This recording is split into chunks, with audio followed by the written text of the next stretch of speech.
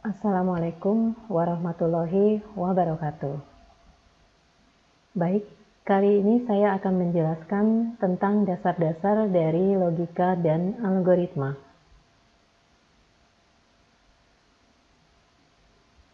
Pertama, kita pahami dulu apa itu logika.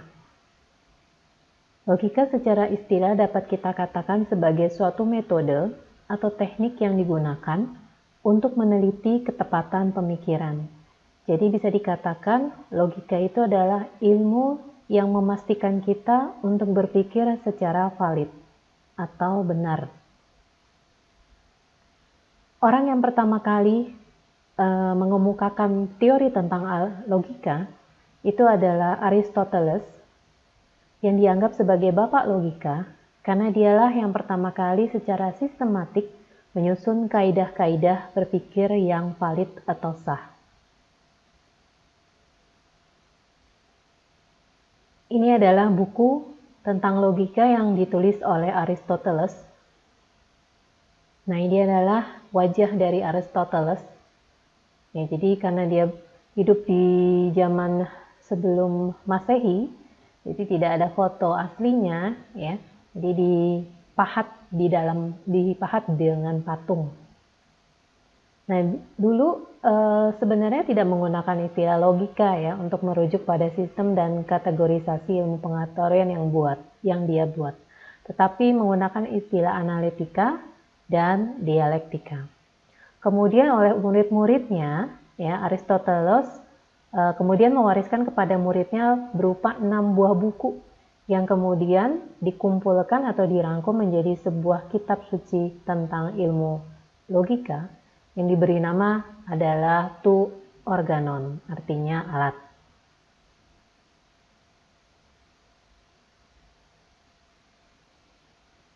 Sekarang kita masuk ke pemahaman tentang algoritma. Algoritma adalah langkah yang dilakukan agar solusi masalah dapat diperoleh. Jadi sebenarnya algoritma itu berupa langkah-langkah ya. Tanpa kita sadari sebenarnya kita sudah melakukan langkah-langkah itu setiap hari ya untuk mengambil keputusan. Jadi bisa dikatakan kita sudah pernah melakukan algoritma. Atau bisa dikatakan algoritma adalah suatu prosedur yang merupakan urutan langkah yang terintegrasi. Bisa juga dia suatu metode khusus yang digunakan untuk menyelesaikan suatu masalah yang nyata. Jadi seperti yang saya katakan ya, bahwa kita sebenarnya sudah melakukan algoritma setiap hari. Ya, cuman kita nggak pakai istilah itu ya, karena terlalu akademis, terlalu aneh gitu ya. Jadi sebenarnya untuk menyelesaikan suatu masalah, biasanya kita susun dulu langkah-langkah apa saja yang harus kita lakukan untuk menyelesaikan masalah kita. Dan masalah kita itu pasti adalah masalah di dunia nyata. Istilah algoritma pertama kali diperkenalkan oleh ahli matematika yang merupakan ahli dalam bidang astronomi, astrologi, dan geografi. Berasal dari Persia, beliau lahir tahun 780 di Khwarizm, sekarang namanya Uzbekistan, wafat sekitar tahun 850 di Baghdad, dan dikenal sebagai Bapak Aljabar juga. Ya. Beliau adalah Abu Ja'far Muhammad Ibnu Musa al-Khwarizmi. Jadi beliau adalah seorang Persia ya, dan seorang ahli matematika, astronomi, astrologi, dan geografi. Nah, tadi kita sudah tahu algoritma dan logika ya. Sekarang kita masuk ke permasalahan ya, di mana kita pasti menyelesaikan masalah, lalu kita akan menyusun langkah-langkah kita untuk menyelesaikan masalah kita, atau kita sebutnya dengan algoritma kita ya. Masalah, lalu kita punya berbagai macam model algoritma atau penyelesaian masalah. Pasti nggak cuma satu ya. Kalau kita punya, ibaratnya kita punya plan A, plan B, ya, bahkan mungkin ada plan J gitu ya, untuk menyelesaikan masalah kita. Tapi kita nggak melakukan seluruh plan kita itu ya, atau melakukan jalan keluar kita itu, tapi pasti salah satu dari jalan keluar itu kita pilih untuk kita nanti jalankan. Nah, pemilihan itu kemudian pemilihan model penyelesaian masalah itu kemudian kita uraikan langkah-langkahnya mau seperti apa, ya. Lalu kalau dihubungkan dengan pemrograman, maka langkah-langkah yang tadi sudah kita pilih, model algoritma yang tadi sudah kita pilih dan kita uraikan dalam langkah-langkahnya, lalu kita susun dalam bahasa pemrograman, kita tulis dalam bahasa pemrograman yang kita kuasai. Nah, setiap langkah-langkah tadi gitu ya, model terus masuk ke algoritma, kita pasti perlu namanya analisa ya. Analisa itu artinya kita lihat permasalahan kita apa, lalu yang lebih baik itu adalah penyelesaian yang seperti apa, lalu kita pilih salah satu model penyelesaian masalah kita. Begitu juga ketika kita masuk ke dalam program gitu ya. Kita melakukan program, kita analisa lagi algoritma kita udah bener enggak, kita testing lagi apakah menyelesaikan masalah kita atau tidak. Kalau seandainya kita sudah yakin bahwa program kita nanti bisa menyelesaikan masalah, baru kita eksekusi ya. Nah, hasil dari eksekusinya itu pasti akan menghasilkan suatu penyelesaian masalah ya. Eksekusi itu pasti memerlukan data nyata, karena memang algoritma itu disusun untuk menyelesaikan masalah nyata.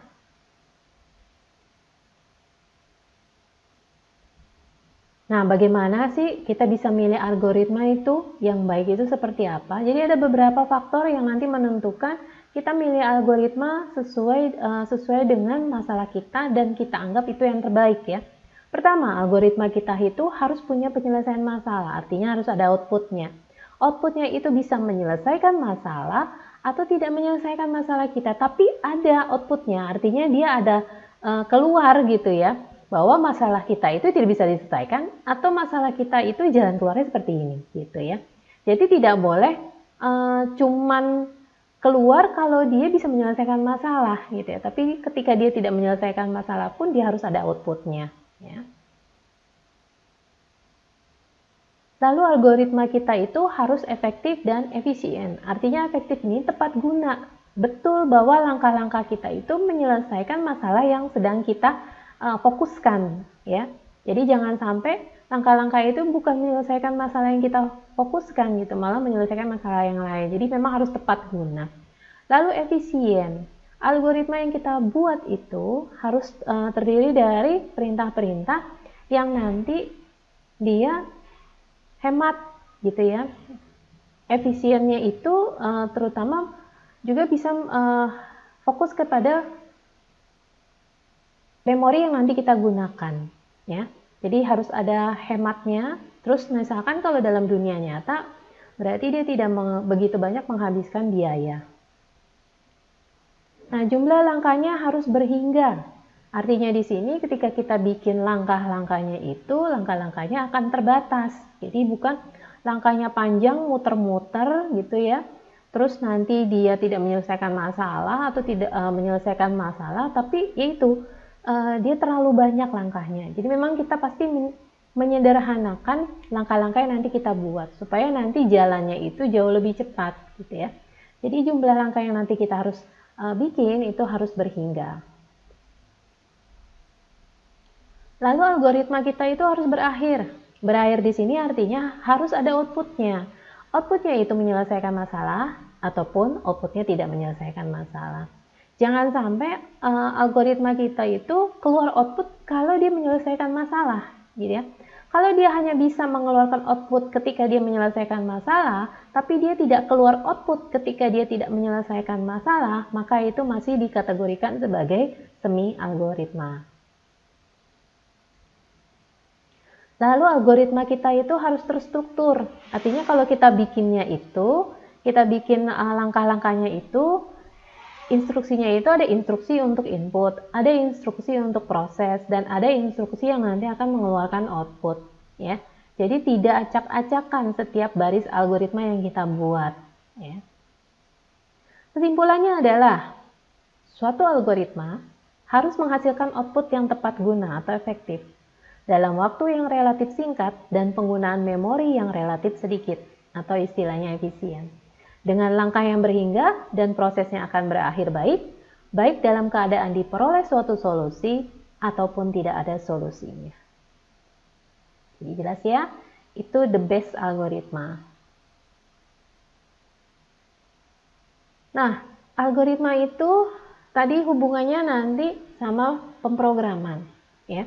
Ketika kita sudah menyusun algoritma kita, baru kita masukkan ke dalam pemrograman. Kalau ini untuk menyelesaikan masalah tentang sistem informasi. Tapi kalau masalah nyata, cukup nanti dijalankan saja ya dalam kehidupan nyata kita.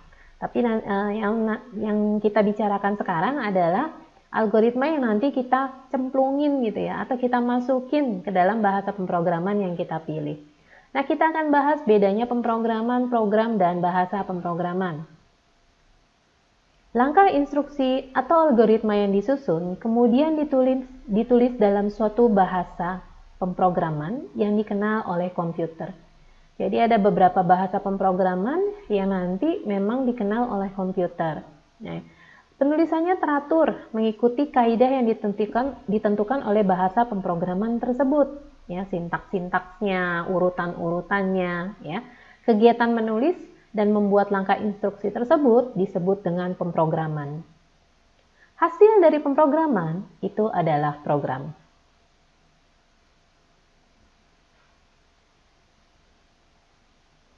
Masuk ke dalam pembahasan bahasa pemrograman. Ada dua pengelompokan bahasa pemrograman.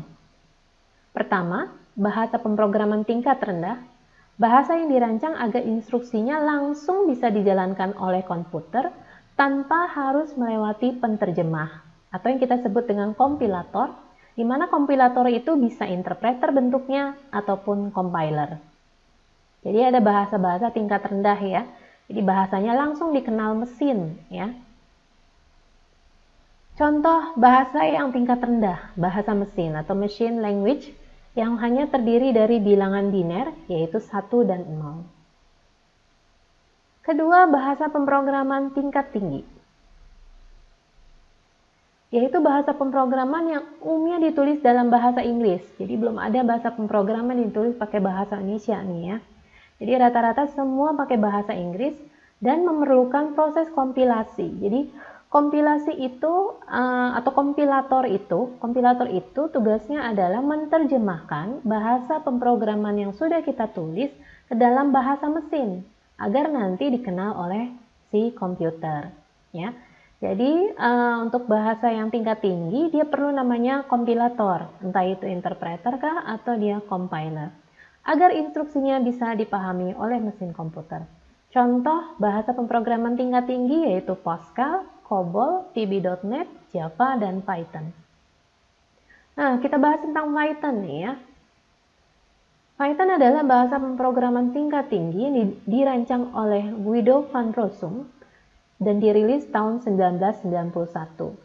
Merupakan bahasa pemrograman yang mudah dipahami karena struktur sintaksnya rapi dan mudah dipelajari. Seperti tadi saya katakan, penulisan bahasa pemrograman itu harus mengikuti kaidah bahasa pemrograman yang kita pilih.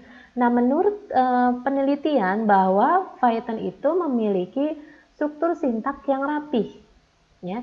Jadi memang dia dipilih untuk bahasa pemrograman tingkat tinggi yang mudah dipelajari. Bahasa ini banyak digunakan untuk membuat aplikasi program seperti program GUI, aplikasi mobile web, game, hacking, dan Internet of Things atau IoT. Nah, tadi kita sudah bicara tentang bahasa pemrograman. Nah, tahapan analisa algoritma. Bagaimana merencanakan suatu algoritma? Yaitu yang tadi, kalau kita punya masalah, lalu kita mau menyelesaikan permasalahan tersebut, maka kita harus kumpulkan model-model penyelesaian masalahnya, ya. Jadi di sini untuk merencanakan suatu algoritma, kita harus kumpulkan dulu beberapa model untuk penyelesaian masalah, untuk mendapatkan solusi yang memungkinkan. Dan nanti dipilih dari model-model tersebut, kita pilih model yang terbaik yang akan menghasilkan solusi yang terbaik.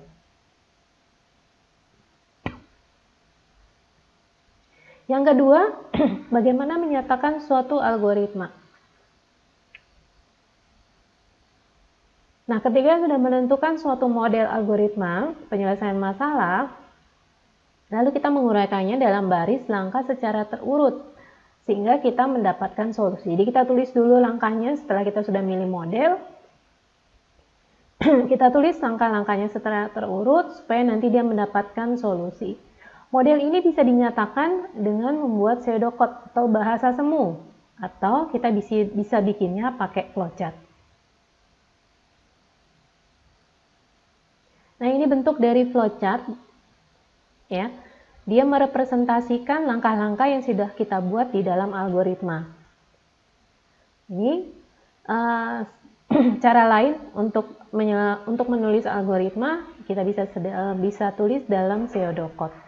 Nah, pseudocode ini adalah bahasa semu atau bahasa yang mudah dimengerti oleh manusia. Bisa pakai bahasa Inggris, bisa pakai bahasa Indonesia. Dan bentuknya adalah dia tadi terurut gitu ya. Di sini ada input, ada hitung luas gitu ya. Jadi semua pakai bahasa-bahasa yang sehari-hari.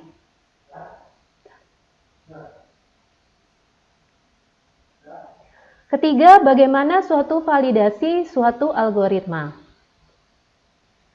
Jadi jika penyelesaiannya memenuhi solusi yang sebenarnya, artinya solusinya didapat merupakan penyelesaian suatu masalah dan bukannya membuat atau menciptakan masalah baru. Jadi kita lihat nanti algoritma kita itu harus ada validasinya, ya. Jangan sampai algoritma kita itu tidak punya validasi. Kalau tidak punya validasi, maka nanti suatu ketika dijalankan algoritmanya, maka dia akan bisa menimbulkan masalah baru atau menciptakan masalah baru, ya. Jadi memang harus ada validitasnya dalam algoritma kita.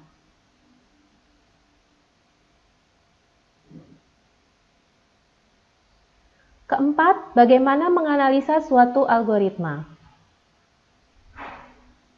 Caranya dengan melihat running time atau waktu tempuh yang digunakan untuk menyelesaikan masalah serta jumlah memori yang digunakan untuk menyelesaikan masalah tersebut. Jadi kita lihat algoritma kita itu baik atau tidak dilihat dari running time-nya dan jumlah memori yang kita gunakan untuk menyelesaikan masalah tersebut. Kelima, bagaimana menguji program dari suatu algoritma. Jadi jangan sampai kita bikin algoritma tapi kita tidak uji, ya. Nah, kita ujinya bagaimana? Kita masukkan semua langkah yang dalam algoritma itu, kita masukkan ke dalam bahasa pemrograman yang kita pilih, yang kita kuasai. Jadi setelah kita nulis bahasa pemrogramannya, baru kita lakukan pengujian terhadap bahasa pemrograman yang algoritma kita yang kita tulis dalam bahasa pemrograman, kita uji apakah dia nanti sudah melewati fase-fase tertentu. Ada 2 tahapan pengujian. Pertama, dia ada fase debugging. Nah, fase debugging itu melihat kesalahan program, baik dalam kesalahan penulisan program, kesalahan logika programnya, atau error ketika terjadi running. Contoh ya, kalau kita kesalahan logika, misalkan 1 tambah 1 harusnya keluarnya 2 gitu ya. Tapi ternyata nanti keluarnya malah 3. Nah, berarti ada kesalahan logika di dalam langkah algoritma kita, ya. Lalu ada error juga, misalkan contoh, kalau seandainya di dalam program kita itu diminta untuk memasukkan nomor telepon, tapi kita masukinnya angkanya A, B, C gitu ya. Nah, kalau seandainya dia dia masukin A, B, C lalu jadi error, berarti sebenarnya algoritma kita itu atau program kita itu belum sempurna. Harusnya nggak keluar error, tapi keluar notifikasi ya. Keluar notifikasi bahwa yang harus dimasukkan adalah angka, bukan huruf, gitu ya. Jadi seperti itu. Jadi usahakan program yang nanti kita buat, kita testing, dan usahakan supaya tidak terjadi error. Ya. Kita pakai data-data, artinya data-data di dunia nyata. Jangan sampai kita pakai data-data yang memang nanti ya udah langsung betul gitu ya, langsung keluar hasilnya. Tapi kita pakai data-data yang istilahnya agak nyeleneh, supaya nanti kita bisa tahu masih adakah kesalahan di program kita. Yang kedua, fase profiling. Nah, fase profiling kita lakukan kalau kita sudah melewati atau lolos fase debugging. Ya, fase ini mengukur waktu tempuh yang diperlukan oleh program serta jumlah memori yang digunakan selama program dijalankan. Jadi kita lihat, kalau seandainya waktu tempuhnya lama, berarti ada sesuatu dalam program kita. Entah dia nanti terlalu banyak instruksi yang kita buat, jadi itu program masih muter-muter aja gitu ya. Atau dia ngejalanin berbagai macam instruksi gitu, jadi dia agak lama. Jadi kita edit lagi, kita revisi lagi si program kita supaya nanti agak dipersingkat. Jadi kalau lebih singkat kita menulis suatu program, maka dia akan jauh lebih cepat untuk dijalankan. Lalu kita lihat juga memorinya, ya. Jangan sampai ketika kita lagi sedang menjalankan program, memorinya insufficient memory gitu ya. Artinya dia nggak cukup, ya. Jadi harus siap-siap nih ya, ketika kita bikin program, memorinya masih ada nggak untuk menampung data yang nanti diolah. Jadi itulah fase-fase pengujian dari algoritma kita. Jadi nggak langsung ketika kita sudah bikin program langsung kita yakin bahwa program kita itu the best atau yang terbaik lalu langsung kita kasih ke orang ya, kita launching tapi tanpa dites gitu ya. Memang harus ada pengetesan atau pengujian dari program yang sudah kita buat. Ya. Baik, seperti itu penjelasan saya pada materi dasar untuk logika dan algoritma. Bila ada pertanyaan, nanti Anda ajukan di WhatsApp group, kita bahas ketika kita nanti masuk ke materi selanjutnya. Terima kasih. Assalamualaikum warahmatullahi wabarakatuh.